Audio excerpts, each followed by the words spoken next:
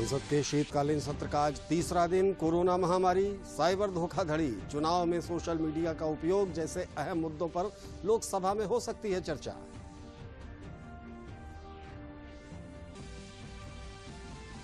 Corona के नए variant Omicron को लेकर सरकार द्वारा दूसरे देशों से आने वाले यात्रियों के लिए जारी किए गए दिशा निर्देश आज से प्रभावी। सभी यात्रियों को पिछले 14 दिन की यात्रा का देना होगा विवरण। आगामी 3 दिसंबर को केंद्रीय सूचना एवं प्रसारण मंत्री संग मुख्यमंत्री योगी आदित्यनाथ गोरखपुर दूरदर्शन केंद्र के अर्थ स्टेशन का करेंगे लोकार्पण। 7 करोड़ की लागत से बनकर तैयार हुआ है यह अर्थ स्टेशन। आरडीएसओ ने कानपुर मेट्रो के सुरक्षा परीक्षण किए पूरे। आईआईटी कानपुर से मोती झील तक आरडीएसओ द्वारा अंतरिम गति प्रमाण पत्र किया जाएगा जारी।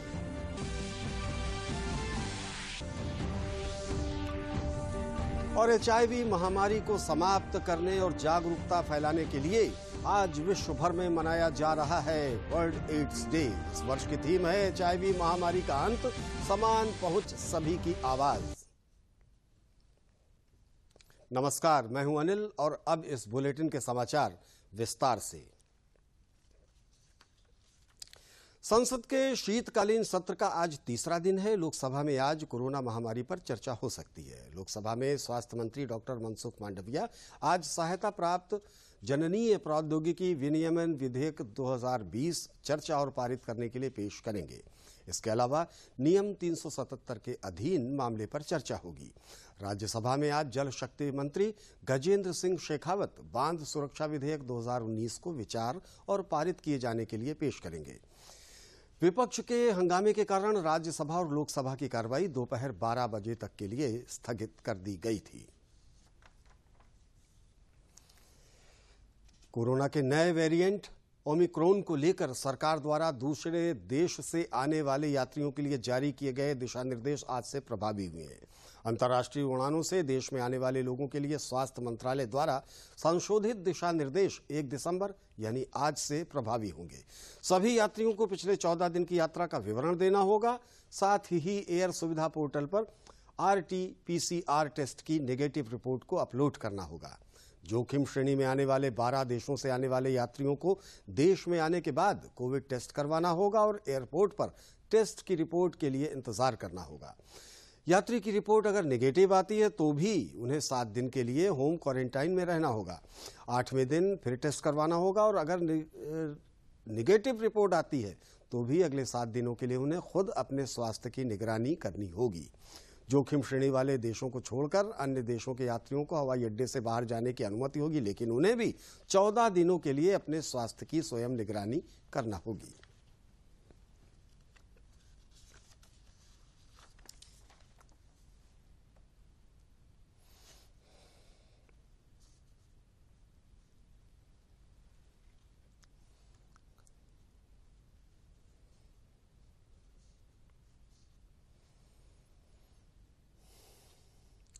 मुख्यमंत्री योगी आदित्यनाथ ने कल उच्च स्तरीय टीम 9 की बैठक में कई महत्वपूर्ण दिशा निर्देश जारी किए। मुख्यमंत्री ने कहा कि विश्व में अनेक देशों में नए वेरिएंट के संक्रमित मिलने की संख्या में बढ़ोतरी हो रही है। ऐसे में हमें बहुत सतर्कता, सावधानी की जरूरत है।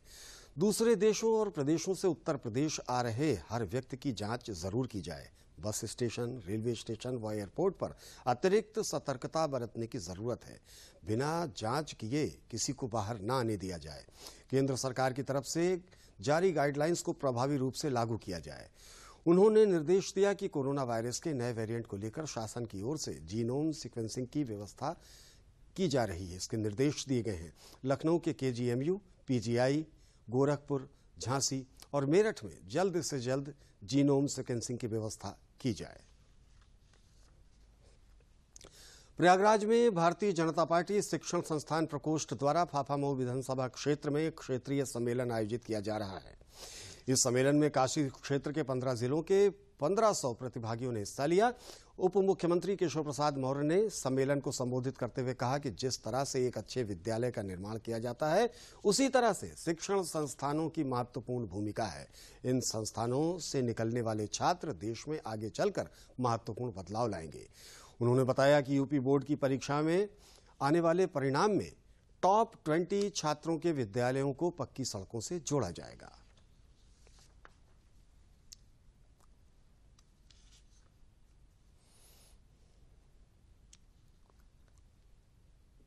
काफ़ी क्षेत्र में हमारे संगठनात्मक 15 जिले आते हैं और 15 जिलों से लगभग 1500 शिक्षण संस्थानों के प्रतिनिधियों ने आज के इस सम्मेलन में प्रतिभाग किया है। हमारा सम्मेलन बहुत इस माने में जो है सफल रहा है कि माननीय केशव मौर्य जी ने कहा कि इन शिक्षण संस्थानों में कैसे संस्कार युक्त शिक्षा दी जाए, इसका प्रयास हमें करना है। HIV महामारी को समाप्त करने और जागरूकता फैलाने के लिए आज विश्व भर में वर्ल्ड एड्स डे मनाया जा रहा है। विश्व एड्स दिवस पहली बार 1 दिसंबर 1998 को मनाया गया था। इस वर्ष की थीम HIV महामारी का अंत, समान पहुंच, सभी की आवाज है। केंद्रीय स्वास्थ्य मंत्री मनसुख मांडविया ने विश्व एड्स दिवस पर ट्वीट के माध्यम से संदेश देते हुए कहा कि हम सभी को ये संकल्प लेना है कि HIV एड्स से संक्रमित और प्रभावित लोग भेदभाव और सामाजिक कलंक के बिना एक सामान्य जीवन जिएं।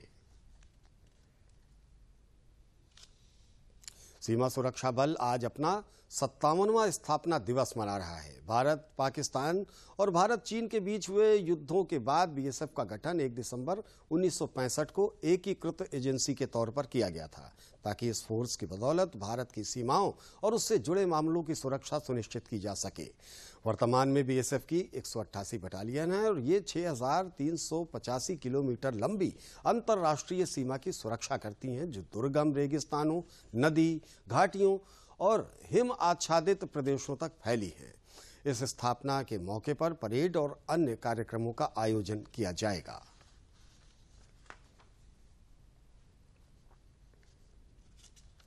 गोरखपुर में केंद्रीय सूचना एवं प्रसारण मंत्री अनुराग सिंह ठाकुर और मुख्यमंत्री योगी आदित्यनाथ द्वारा 3 दिसंबर को गोरखपुर दूरदर्शन केंद्र के अर्थ स्टेशन का लोकार्पण किया जाएगा। दूरदर्शन केंद्र का अर्थ स्टेशन 7 करोड़ रुपए की लागत से बनकर तैयार हुआ है। दूरदर्शन केंद्र गोरखपुर के सहायक निदेशक अभियांत्रिकी शैलेश शरण शुक्ल ने बताया कि अर्थ स्टेशन तैयार हो जाने से स्थानीय स्तर पर तैयार कार्यक्रम देश और दुनिया में सीधे DTH के माध्यम से देखे जा सकेंगे। सीधा प्रसारण शुरू हो जाने से यहां के क्षेत्रीय कलाकारों एवं रंगकर्मियों को इसका फायदा मिलेगा। दिनांक 3 दिसंबर को दूरदर्शन केंद्र गोरखपुर के अर्थ स्टेशन का लोकार्पण प्रस्तावित है, जो माननीय केंद्रीय सूचना प्रसारण मंत्री अनुराग ठाकुर जी एवं माननीय मुख्यमंत्री उत्तर प्रदेश योगी आदित्यनाथ जी के हाथों से होना है।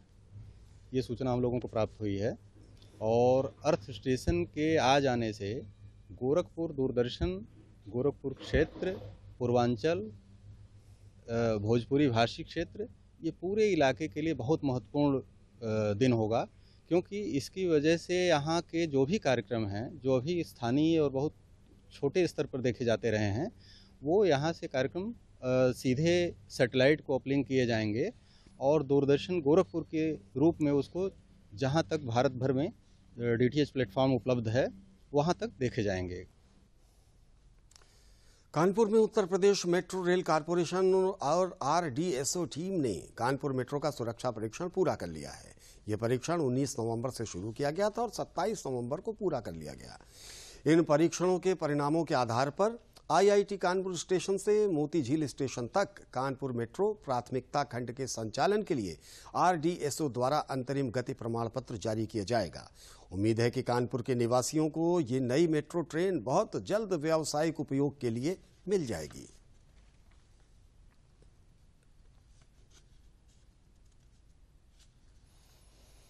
सोनभद्र जिले के तियरा स्टेडियम में सांसद खेल स्पर्धा का आयोजन किया गया। रॉबर्ट्सगंज संसदीय क्षेत्र में आयोजित इस स्पर्धा में विभिन्न विधानसभा क्षेत्रों से विभिन्न खेलों से जुड़े युवाओं ने हिस्सा लिया।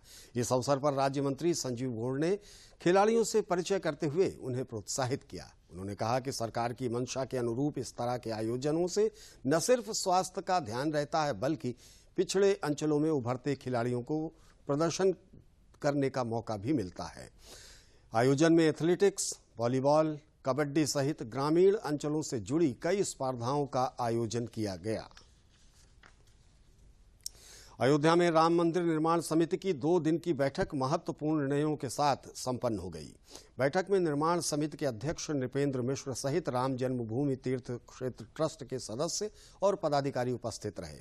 तकनीकी अधिकारियों ने राम जन्मभूमि परिसर में 70 एकड़ में water plant, sewer treatment plant और इलेक्ट्रिसिटी पानी की आवश्यकता के लिए लगने वाले उपकरणों के रखरखाव पर मंथन किया। राम जन्मभूमि परिसर की ओर जाने वाली सड़कों के चौड़ीकरण को लेकर ट्रस्ट ने एक रोड मैप तैयार किया।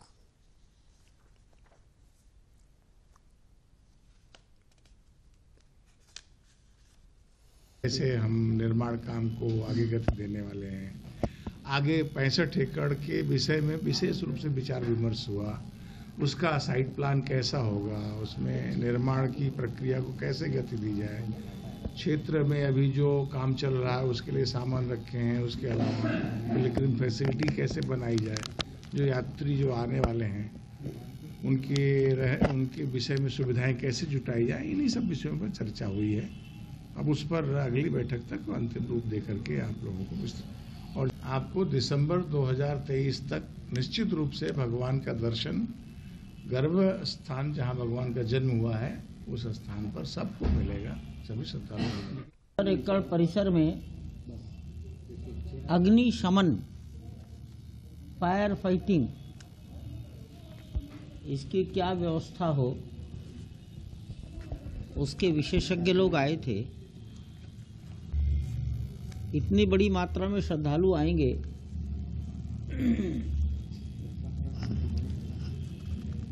अगर लोग गाड़ियों से आएंगे तो गाड़ी पार्क कहाँ करेंगे? तो गाड़ी के पार्किंग किन सड़कों पर समाज का, जनता का कितना भार रहेगा, लोड। 50,000 लोग किस सड़क पर ज्यादा चलेंगे, तो इसको चलकर देखा गया है। हवाई अड्डे पर वीआईपी आएंगे तो वो किस मार्ग से अंदर आएंगे। ऐसे विषयों पर कमरे में बैठकर देखना आज सड़क पर भी चलकर देखा गया। चित्रकूट में यातायात पुलिस द्वारा यातायात नियमों के प्रति लोगों को जागरूक करने और यातायात नियमों के पालन करने के लिए चलाए गए यातायात नवंबर माह का मंगलवार को समापन हुआ। कार्यक्रम में लोक निर्माण राज्य मंत्री चंद्रिका प्रसाद उपाध्याय ने स्कूली बच्चों को जागरूक किया और यातायात नियमों का पालन करने के लाभ छात्रों को बताए।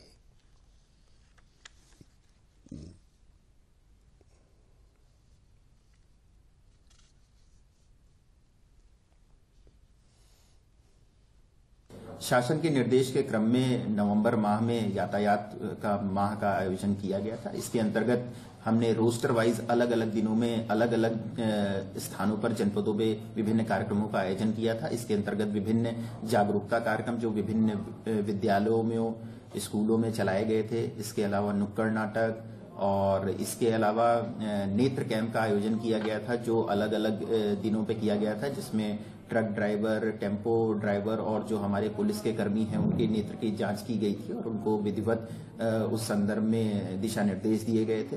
इसके अलावा जो चालानों की स्थिति है वो लगभग हमारे जिले में 3736 चालान हुए हैं कुल, और कुल जो जुर्माना राशि उसके अंतर्गत आई है वो लगभग 58 लाख के आसपास आई है। हमें हमेशा यातायात के नियमों का पालन करके ही गाड़ियों को चलाना चाहिए और इस पे हमारे जीवन पर बहुत ही ज्यादा उसका महत्वपूर्ण भाग भी जुड़ा हुआ है। यदि हम यातायात के नियमों का पालन नहीं करते हैं तो जो यातायात पुलिस है उन्होंने कई सारे नियमों को भी बनाया हुआ है, जैसे कि हमें हमारा चालान करना, और हमें इसे हमेशा पालन करके ही चलाना चाहिए, जिससे हमारी जान भी बची रहती है और हमें हमेशा सुरक्षित भी रहते हैं। They told us so many rules about road safety and make us aware about it. Now I will tell that what is the profit of these things. In these things will help us very much in our future. We will be safe from accidents. We can make us aware. We can aware other people about it, and also we can save many lives from this. Deliver the rules through songs, acts and speeches, and we hope that people could inspire from this and learn how to follow the rules for traffic. संगम नगरी प्रयागराज में आज से 12 दिवसीय राष्ट्रीय शिल्प मेले की शुरुआत होने जा रही है। कोरोना महामारी के चलते 2 साल बाद आयोजित हो रहे राष्ट्रीय शिल्प मेले में इस बार देश के कोने कोने से हस्तशिल्पियों को आमंत्रित किया गया है, जिसमें भारत के पारंपरिक शिल्प और व्यंजनों के 100 से ज्यादा स्टॉल लगेंगे। आयोजन में शास्त्रीय गायन, वादन और लोक नृत्य का भी दर्शक लुत्फ उठा सकेंगे।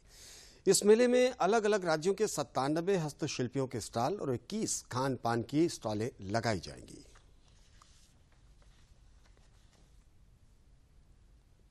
देखिए, जैसा कि हमने पहले भी बताया है कि ये मेला 1 दिसंबर से लेकर 12 दिसंबर तक की चलेगा। प्रातः 11 बजे से लेकर के रात 9 बजे तक की ये सभी लोगों के लिए ओपन है, लेकिन जो सांस्कृतिक कार्यक्रम है वो संध्या 5 बजे से लेकर के 9 बजे तक की चलेगा। इसमें जो प्रवेश शुल्क है वो 10 रुपये का है। इसके साथ साथ जो आपने कहा कि किस तरह के सांस्कृतिक दल आ रहे हैं, सांस्कृतिक दलों को लेकर के इस बार खास करके कोशिश हमारी ये रही है कि हम ट्रेडिशनल जो फॉर्म्स हैं हमारी और जो पहले पूर्व में नहीं आई हुई हैं उन लोगों को लेकर के आया जाए, कुछ यहाँ के दर्शकों के लिए नया हो और उसके साथ साथ स्थानीय जो हमारे कलाकार हैं उनको भी यहाँ पे मंच प्राप्त हो सके। जितनों को हम दे सकते हैं, एक साथ हम सबको तो नहीं दे सकते, लेकिन जितने लोगों को भी प्रदान किया जा सकता है और जिन्होंने पूर्व में नहीं पिछले विगत 2-3 सालों में अपनी प्रस्तुतियाँ नहीं दी हैं, कोशिश ये है कि हम उन लोगों को यहाँ पे स्थान दें। आज़ादी के अमृत महोत्सव के तहत मुरादाबाद के नेहरू युवा केंद्र में आयोजित हो रहे खादी महोत्सव में काव्य पाठ कार्यक्रम का आयोजन किया गया, जिसमें कार्यक्रम निर्माण केंद्र नई दिल्ली के तकनीकी निदेशक आलोक सक्सेना और दूरदर्शन केंद्र के कार्यक्रम निर्माता और पटकथा लेखक सैयद नज़्म इकबाल ने भाग लिया। सैयद नज़्म इकबाल ने बताया कि आज के दौर में खादी फैशन का सिंबल बन चुका है। सरकार द्वारा खादी को बढ़ावा मिलने से आज हम आत्मनिर्भरता की ओर बढ़ रहे हैं।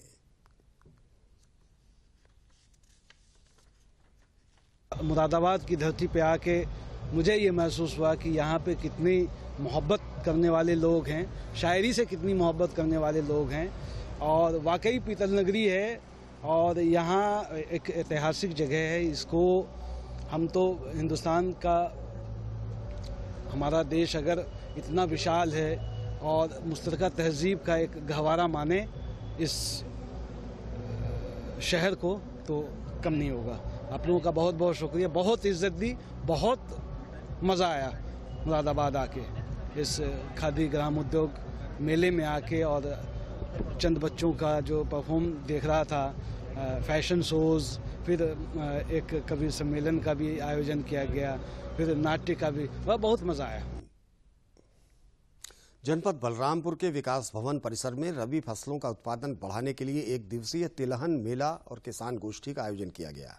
इस मेले में कृषि विशेषज्ञों और वैज्ञानिकों ने भाग लिया। मेले में विभिन्न विभागों के स्टॉल भी लगाए गए।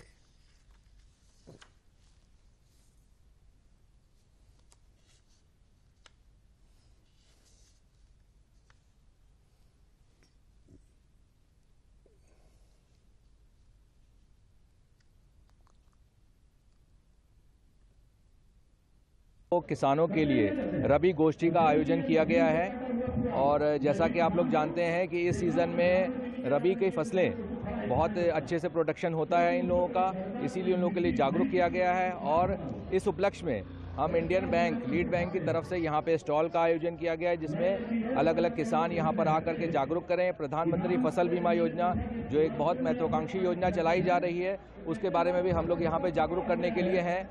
किसानों को जागरूक किया जा रहा है, उनके लिए फॉर्म ओपनिंग का हो गया, उनका बीमे का हो गया और उनको अलग अलग योजनाएं जो यहाँ पे सामाजिक सुरक्षा स्कीम्स हैं नीति आयोग की जो चलाई जा रही हैं, उसके अंतर्गत हम जागरूक कर रहे हैं। यहाँ पर योजनाओं की जानकारी दी जा रही है। जिनके कार्ड में कोई समस्या है या किसी कारणवश जिनका राशन कार्ड पात्र व्यक्ति है नहीं बना हुआ है, उनका राशन कार्ड भी जारी किया जा रहा है। एवं कार्ड धारकों को एवं समस्त जनता को खाद्य एवं रसद विभाग की तरफ से संचालित योजनाओं की संपूर्ण जानकारी उपलब्ध कराई जा रही है। मेले में अच्छी जानकारियाँ मिल रही हैं, खेती बाड़ी के बारे में, तिलहन, मसूर, गेहूं के बारे में लगातार कौन सी बीज डालना है, कब डालना है, कौन सी वैरायटी है, कौन अच्छी है। मुझे बहुत कुछ जानकारी मिलती है। किसानी के बारे में, जो फसल उगाते हैं उसके बारे में सारी जानकारी दी जाती है समय समय पर। कृषि कानून वापसी को लेकर वाराणसी के किसानों ने प्रधानमंत्री नरेंद्र मोदी को धन्यवाद दिया। किसानों ने आंदोलन कर रहे किसान भाइयों से अपील की कि वो आंदोलन खत्म करके अपने खेतों में वापस लौटें।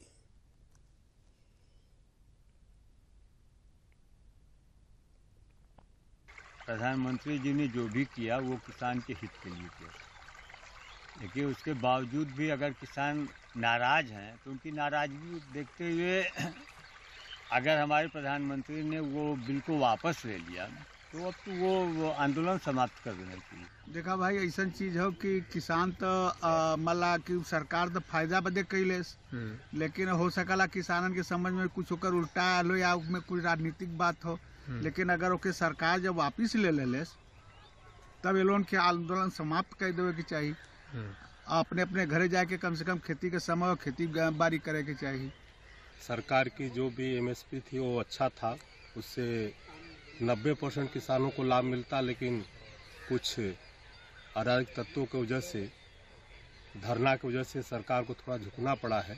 फिर भी मोदी जी का धन्यवाद है और किसान उस बात को समझ नहीं पाए। वो अच्छी थी जो लाए थे बिल, लेकिन उसका विरोध हो रहा। मैं किसानों से अपील करूंगा कि वो अपना जाएं और खेती बाड़ी करें, धरना प्रदर्शन खत्म करें, और यही में उनकी भलाई है और समाज की भी, देश की भी भलाई है। जो मोदी जी ने कानून लागू किया था किसान के संबंध में, किसानों ने ये कहा कि ये हमारे अहित में है और इसके लिए नाराजगी में उन्होंने आंदोलन किया, और इनकी बात को रखते हुए मोदी जी ने उनका समर्थन किया और बिल को वापस लिया। इसलिए किसानों के हित में ये बात है, और मैं कहना चाह रहा हूँ कि किसानों को ये चाहिए कि ये आंदोलन छोड़ के अपनी खेती गृहस्थी में लग जाए। जो गेहूँ की बुआई, बहुत सारी बुआइयाँ हो रही हैं। उधर हापुड़ में कृषि कानून रद्द किए जाने के प्रधानमंत्री नरेंद्र मोदी के फैसले के समर्थन में किसान ट्रैक्टर रैली निकाली गई। इस रैली में आसपास के क्षेत्र से आए किसानों ने भाग लिया। किसानों का कहना है कि हालांकि कृषि कानून किसानों के हक में थे, लेकिन कुछ किसानों को कृषि कानूनों से परेशानी हुई और उन किसानों की समस्याओं को देखते हुए कृषि कानूनों को संसद में रद्द कर दिया गया।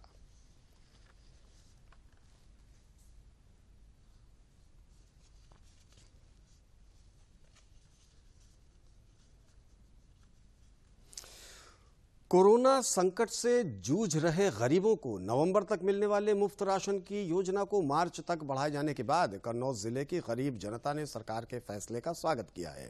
योजना का लाभ पाने वाले लाभार्थियों ने बताया कि कोरोना के कारण रोजगार छूट जाने से उनके सामने परिवार के भरण पोषण की समस्या थी। इस योजना में प्रत्येक उपभोक्ता को 5 किलो राशन मुफ्त दिया जा रहा है। ये राशन राष्ट्रीय खाद्य सुरक्षा अधिनियम के तहत मिलने वाले राशन के अतिरिक्त है।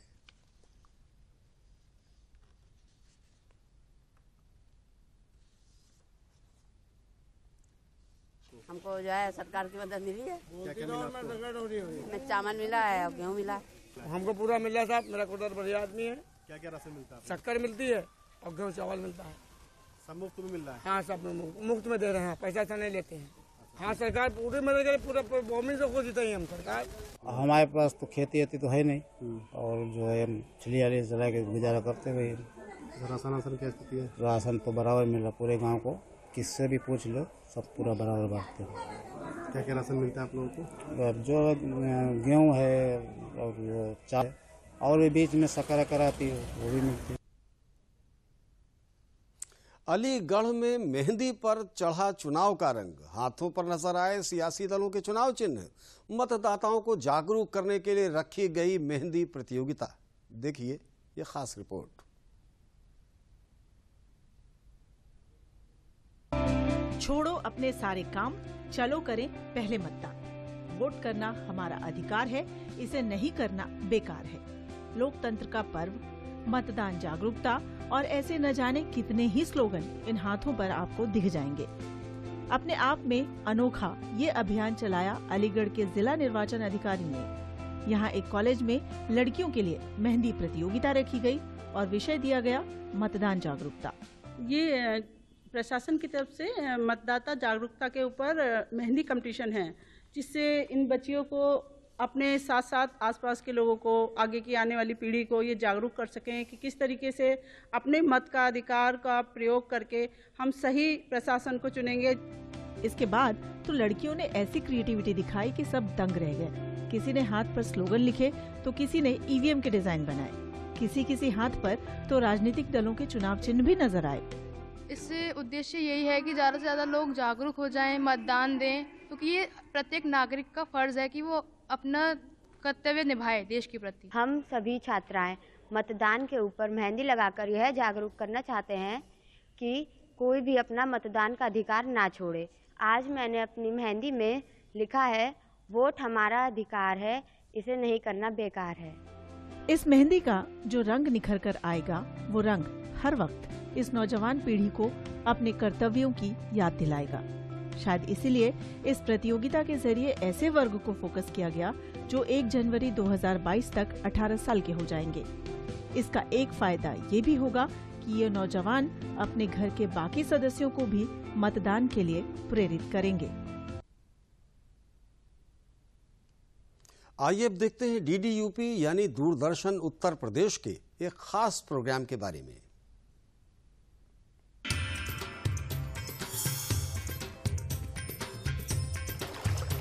गंगा के किनारे से जमुना के मझधारे तक, बनारस के घाट से मथुरा के पाट तक, जो तय करते हैं सिंहासन, उन तक पहुंचेंगे हम। बोलेंगे गलियां, बोलेंगे चौराहे, सबकी जुबानें, हर एक का मन। क्या बोले यूपी, देखिए मेरे साथ सिर्फ डीडी उत्तर प्रदेश पर।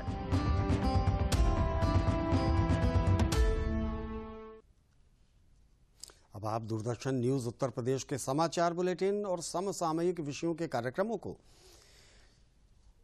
हमारे YouTube channel DD news UP पर भी देख सकते हैं। इसके लिए आपको लॉगिन करना होगा www.youtube.com/ddnewsUP। दूरदर्शन न्यूज उत्तर प्रदेश के समाचार बुलेटिन और समसामयिक विषयों के कार्यक्रमों को हमारे YouTube channel DD news UP पर देख सकते हैं। इसके लिए आपको लॉगिन करना होगा www.youtube.com/ddnewsUP।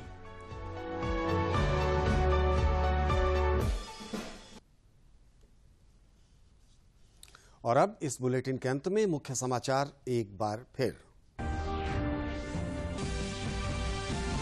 संसद के शीतकालीन सत्र का आज तीसरा दिन। कोरोना महामारी, साइबर धोखाधड़ी, चुनाव में सोशल मीडिया का उपयोग जैसे अहम मुद्दों पर लोकसभा में हो सकती है चर्चा।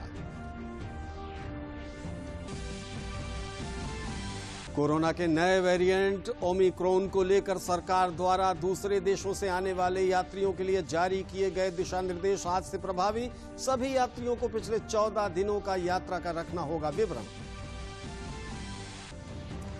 आगामी 3 दिसंबर को केंद्रीय सूचना एवं प्रसारण मंत्री संग मुख्यमंत्री योगी आदित्यनाथ गोरखपुर दूरदर्शन केंद्र के अर्थ स्टेशन का करेंगे लोकार्पण। 7 करोड़ की लागत से बनकर तैयार हुआ है ये अर्थ स्टेशन। आरडीएसओ ने कानपुर मेट्रो के सुरक्षा परीक्षण किए पूरे।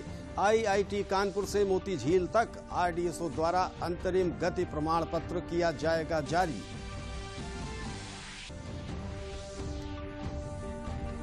और एचआईवी महामारी को समाप्त करने और जागरूकता फैलाने के लिए विश्व भर में मनाया जा रहा है वर्ल्ड एड्स डे। इस वर्ष की थीम है एचआईवी महामारी का अंत, समान पहुंच सभी की आवाज।